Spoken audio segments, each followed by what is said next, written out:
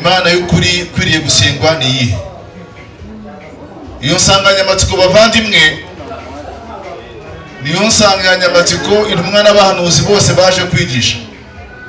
Uhereye ku muhanuzi wa mbere Adamu, ubutumwa Imana yamuhaye kugira ngo azageze ku muryango we abana be, byari kumenyekanisha Imana yabarimo. Umuremyi wabo ninde? Ese baje gutya gusa nta mpamvu? Rero niyo mpamvu turi aha ngaha, iri tsinda dufatanije tuzenguruka u Rwanda rwose twigisha abanyarwanda kugira ngo bamenye umuremyi wabo ninde wabaremye, mu kubera iki Imana yabarimo. Iyo niyo nshingano kuri twebwe tureba, nta nubwo tuzabihagarika igihe cyose Imana izaba ikidutije ubuzima. Twigisha abantu kumenya inshingano yo kuremwa kwabo, twigisha abantu kumenya umuremyi wacu ninde, Allah. Ijambo Allah ni ijambo rivuga riti al-ma'budu bihaq, ukwiriye kugaragirwa by'ukuri, ukwiriye kugaragirwa by'ukuri. Iryo jambo Allah nta jambo rivugwa nkaryo mu Cyarabu. Uburyo rivugitse ku rurimi rwawe, nta jambo na rimwe wabona bisa. Ndetse mu rurimi rw'Icyarabu nta witiranwa n'iryo jambo. Nta n'umuntu urabaho yihandagaze avuga ati ngewe ndi Allah. Ntago biraba, yiyitirira iryo zina Allah. Rero iyo Mana dusenga niyo Mana Yesu yaje kwigisha. Yesu yigishije imyaka myinshi kuva mu bwana bwe, mu busore bwe, yigisha abantu kumenya Imana ikwiriye gusengwa by'ukuri. Abantu banze kumwemera baramuhakanya, ndetse bacura n'imigambi mibisha yo kumugirira nabi, Imana iramurokora. Yesu amaze imyaka myinshi avuye ku isi, nibwo haje itsinda ry'abantu riravuga riti uriya muntu intumwa y'Imana Yesu agomba kuba ari we Imana nyamana, ari Imana yamwohereje mu butatu butagatifu, nawe ari umwe mu bumana, akaza kwigisha abantu kuba Imana nawe. Iyo myemerere cyangwa se iyo myizerere yatangijwe n'umugabo umwami witwa Constantino. Byari mu nama ikomeye cyane yabereye mu Bufaransa mu mujyi wa Nice. Iyo nama niyo yemeje ko Yesu afite ubumana, adafite kamere muntu, ko ahubwo ari Imana. Bemeza ko Yesu ari Imana, babyambika ishusho y'uko ari umwana w'Imana mu kinyejana cya 4.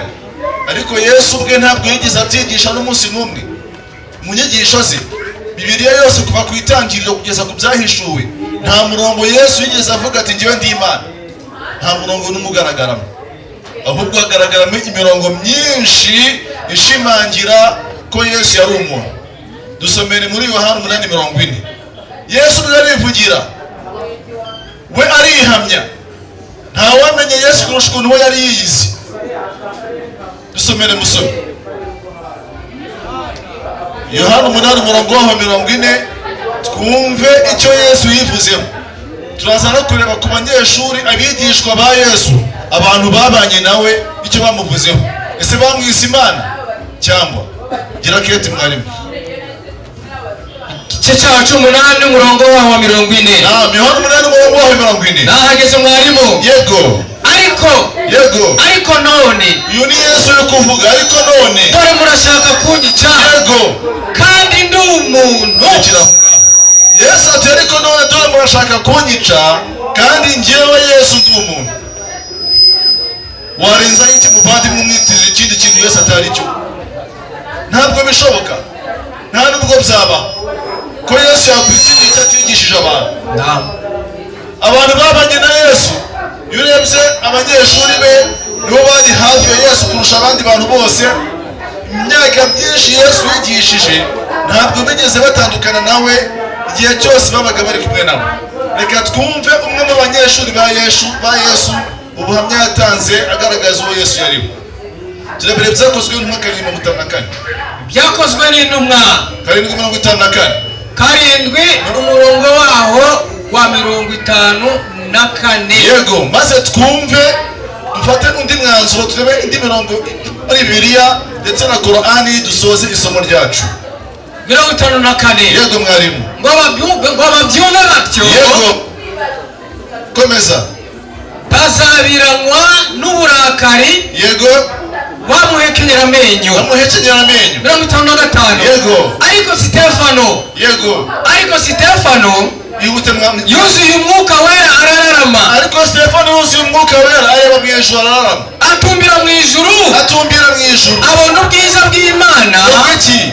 abona ubwiza bw'Imana Abona ubwiza bw'Imana. na Yesu, Nande? na Yesu Abona ubwiza bw'Imana hamwe na Yesu. ahagaze iburyo bw'Imana. Aha muhumve neza. Yesu ahagaze iburyo bw'Imana. Komeza. 56 mwarimu. Yego. aravuga ati dore mbonye ijuru rikingutse, Yego. n'umwana w'umuntu, Ngo iki? n'umwana w'umuntu N'umwana w'umuntu. ahagaze Yego. iburyo bw'Imana. Rekera aho ngaho. cyane rwose. Ati mbonye ijuru rikingutse n'umwana w'umuntu ahagaze iburyo bw'Imana. Uyu uvuga aha ngaha ngo ni umwana w'umuntu niwe Yesu.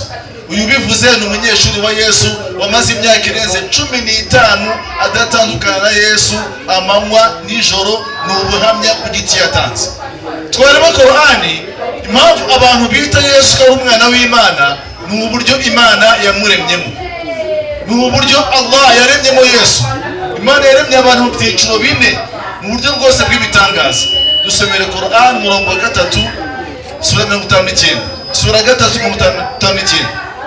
surati Al-Imran. Yego. 59. umurongo wa 59. mu by'ukuri Yego. urugero rwa Isa kwa Allah Mbikunda Imana ivuga.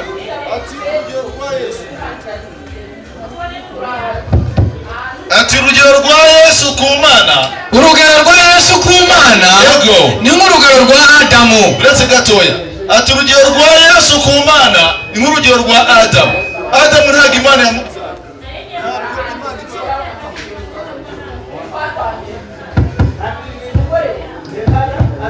ntabwo Imana ibyara. Nta muntu n'umwe urihandagaza avuga ati Adamu ni umwana w'Imana. Adamu Imana yaramuremye. Urugero Imana itanze kuri Yesu ni nk'urugero rw'iremwa rya Adamu. Imana yaremye Adamu mu gitaka. Muri bwa buryo buni Imana yaremyemo abantu, nako Yesu Imana yamuremye. Komeza mwarimu. yamuremye mu gitaka. Yego. maze Yego. aramubwira ati ba. yego. ubwo Yego. abaho. Nuko muko Imana yaremye kun Yesu. fayakun. Imana yohereje muri Bibiliya ya Luka 1:36. ariko turangize umurongo mwarimu. Yego. 60. Yego. 60 shera. Gira kete. ukuri Yego. ni uguturutse kwa nyagasani wawe, Ha. ntube mu bashidikanya. Rekera aho ngaho. naam. Uko nguko Yesu Imana yamuremye. yego. Niko Imana yaremye Adamu. Naam. Yatumye marayika wayo ku mwari Mariya w'imyaka 12. Imana iramubwira iti sama dasama. cyane. Abindi. Niko Imana yaremye. Ngo umwe asoze akunda abana amasaha ari kwigira imbere. Somera Bibiliya Yesaya 4:5 umurongo wa 5. Yesaya. Yego. igice cya 45. Yego. umurongo waho wa 5. Gira kete. 45 mwarimu. umurongo waho wa 5. Gira kete mwarimu. nahageze mwarimu. Uyu murongo ugaragaza ubumana bw'Imana. Allah arivuga uwo yari we, ko ari we Mana nyamana, ko ari we Mana ishobora byose. Bahageze? nahageze cyane. Gira kete. nijye Uwiteka nta wundi. Imana iri kwivuga aha ngaha. Nijye Uwiteka nta wundi. Komeza. nta yindi Mana ibaho itari jye. Nta yindi Mana ibaho itari yo. Komeza. nzagukenyeza. Yego. nubwo utigeze kumenya. Yego. Komeza mwarimu. kugira ngo uhereye iburasirazuba ukageza iburengerazuba. Yego. bamenye ko ari we nta yindi iriho itari jye. Bamenye ko nta yindi Mana iriho uretse yo yonyine. Komeza. nijye Uwiteka nta wundi ubaho. Nijye Uwiteka, nijye Mana, nta yindi Mana ibaho. Komeza. Komeza. 7 mwarimu. Yego. nijye urema umucyo n'umwijima. nkazana amahoro n'amakuba. Wawundi uvuga ati ibyago biva kwa Satani. Umva ngo Imana nizana ibyago n'amakuba. Rekera aho ngaho mwarimu. jye Uwiteka nijye ukora ibyo byose. Yego. cyane rwose. umuntu rero witandukanya n'iyi myemerere akitandukanya n'iri jambo Bibiliya yivuze, ni iki Imana yamuvuzeho muri Korani? Ndasubiza aho ngaho. Naam. Soma Korani 5:72. 5:72. Isura ya 5 umurongo waho 72. Mwumve kuri bagenzi bacu bizera ibinyuranye n'ibyo tumaze gusoma. Suratul Maida. Yego. 72. Ha. Rwose barahakanye. Mukuni Imana ivuga ngo barahakanye.